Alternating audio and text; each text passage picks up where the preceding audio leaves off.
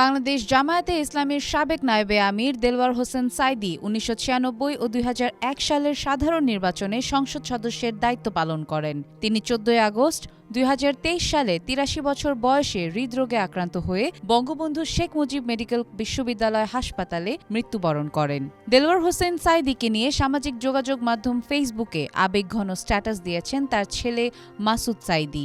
রোববার মধ্যরাতে পারিবারিক কবরস্থানের একটি ছবি সংযুক্ত করে তিনি ওই স্ট্যাটাস দেন। পোস্টে মাসুদ সাঈদী লেখেন, বাবা ও বাবা, তোমায় ভেবে ভেবে কষ্টে ফেটে যায় বুক, অপলক চেয়ে চেয়ে লোনা জলে ভরে যায় চোখ, বিরহের কষ্টে বড় কষ্ট, এতদিন পরে বুঝেছি আমি, তুমি ছাড়া এই হৃদয় শূন্য মরুভূমি। এর আগেও মাসুদ সাঈদী বাবাকে নিয়ে আবেগঘন কথা বলেছেন।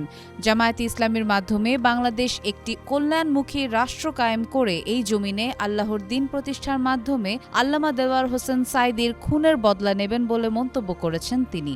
গত ১৭ আগস্ট আল্লামা দেলওয়ার হোসেন সাঈদীর প্রথম মৃত্যুবার্ষিকী উপলক্ষে পিরোজপুরের আল্লামা সাঈদী ফাউন্ডেশন কর্তৃক আয়োজিত আল্লামা সাঈদীর জীবন ও কর্ম শীর্ষক আলোচনা সভা ও দোয়া অনুষ্ঠানে এ মন্তব্য করেন তিনি। সাদিয়া ইসলাম, ডেইলি বাংলাদেশ।